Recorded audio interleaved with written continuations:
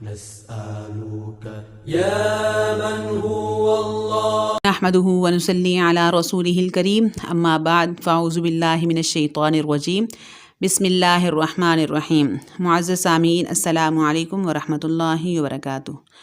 محترم سامعین، آج میں موضوع لے کر حاضر ہوئی ہوں خیر خواہی کے رنگ میں دشمنی، یا یوں کہہ لیجئے حلوے میں زہر۔ کیونکہ بعض دفعہ ہمارے سامنے کچھ ایسے لوگ آتے ہیں جو ہمیں ظاہر میں دکھنے میں جو ہے وہ بڑے خیر خواہ جو ہیں معلوم ہوتے ہیں، لیکن ان کے پیچھے کس قدر جو ہے وہ دشمنی ہوتی ہے اس کا ہمیں کچھ اندازہ نہیں ہوتا۔ تو معزز سامعین، سب سے پہلے تو میں جو ہے اپنے ایسے دشمن کے بارے میں بات کروں گی جو ہمارا سب سے بڑا دشمن ہے۔ یہ ایک ایسا دشمن ہے جو رشوت قبول نہیں کرتا۔ کئی دشمن تو ایسے ہوتے ہیں اگر ان کو رشوت دی جائے تو وہ جان چھوڑ دیتے ہیں، لیکن یہ رشوت بھی قبول نہیں کرتا۔ لیکن جب یہ پورے ایمان پر ڈاکہ ڈال لیتا ہے تب کہتا ہے کہ اب مجھے تیری کوئی پرواہ نہیں۔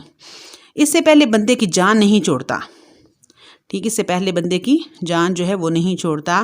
محترم سامعین، جیسے اللہ رب العزت نے حضرت آدم علیہ السلام کو جنت میں رہنے کی اجازت دی تو فرمایا کہ اس درخت کا پھل جو ہے نہ کھانا اور جنت میں رہ کر مزے کرنا۔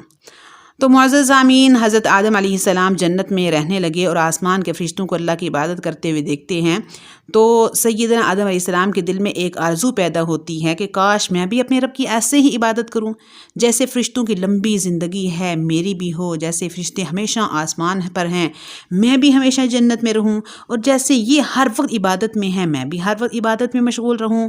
اب یہ تمنا تو بہت اچھی تھی، تو معزز سامعین، شیطان بدبخت کو جو ہے ورغلانے کا موقع مل گیا، تو آ کر مشورہ دینے لگا کہ آپ ہمیشہ یہاں رہ کر اللہ کی عبادت کرنا چاہتے ہیں تو اس کا طریقہ میں بتاتا ہوں۔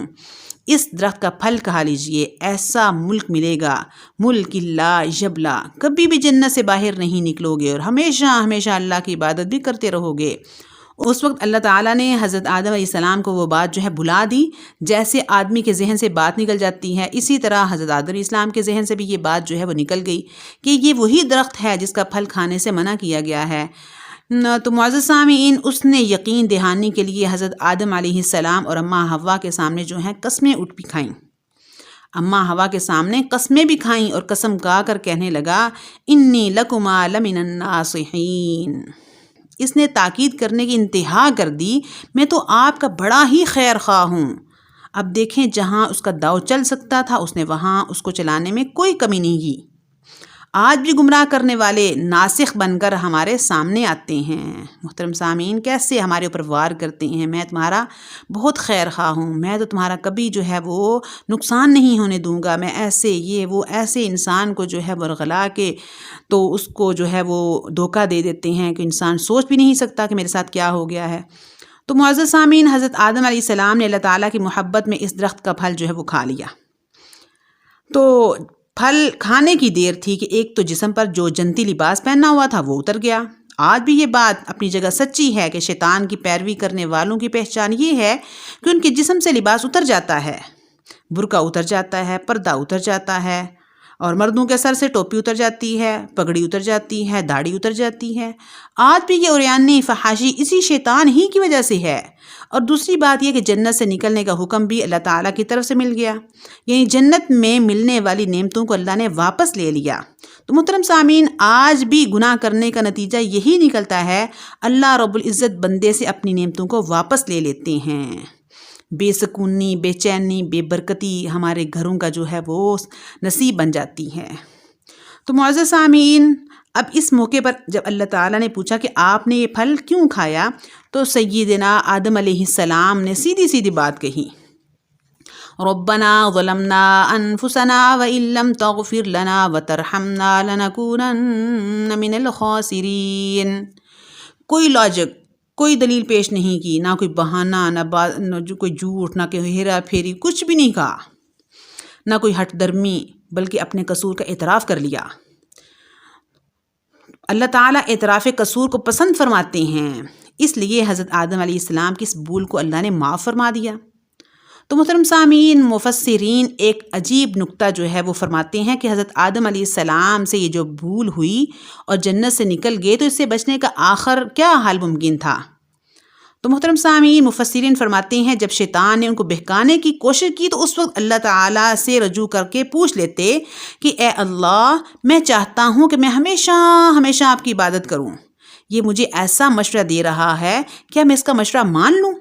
یعنی اگر بڑوں سے مشورہ کر لیتے تو شیطان کا وار کبھی نہ چلتا۔ تو محترم سامعین، اسی لیے حدیث پاک میں آیا ہے البرکۃ مع اکابرکم، یعنی برکت تمہارے لیے بڑوں کے ساتھ ہے۔ تو محترم سامعین، بڑوں کے کہنا ماننے میں بہت ہی زیادہ فائدے ہیں، بہت ہی جو ہے اس میں خیر خواہیاں ہیں۔ تو محترم سامعین، اپنے بڑوں سے پوچھ کر چلنے کی عادت جو ہے وہ اچھی ہے، اس میں دین اور دنیا دونوں کا فائدہ ہے۔ جو انسان اپنے بڑوں سے پوچھ کر جو ہے وہ چلے، اس کے دین اور دنیا دونوں کا فائدہ ہوتا ہے۔ اگر بڑوں سے پوچھ کر کام نہیں کریں گے تو شیطان ہمیں گمراہی کے راستے پر ڈال دے گا۔ یہ ذہن میں رکھیں، شیطان ہمارا جو ہے بہت کھلا دشمن ہے۔ محترم سامعین، اپنے بڑوں سے پوچھ کر کام کرنے کے جو فائدے ہیں، اس میں دنیا کا بھی فائدہ ہے اور دین کا بھی فائدہ ہے۔ اگر بڑوں سے پوچھ کر کام کریں گے تو اس میں ہمیں جو ہے وہ برکت ملے گی اور اچھا مشورہ ملے گا، اور ہم جو ہے مصیبتوں سے جو ہے بچ سکیں گے۔ تو محترم سامعین، بڑوں سے جو ہے وہ مشورہ کرنا بہت ہی جو ہے فائدہ مند ہوتا ہے۔ بات کرتے کرتے میرے ذہن میں ایک واقعہ آیا ہے کہ ایک دفعہ ایک بارات جو ہے وہ کسی دوسری جگہ جا رہی تھی، دوسرے علاقے میں جا رہی تھی۔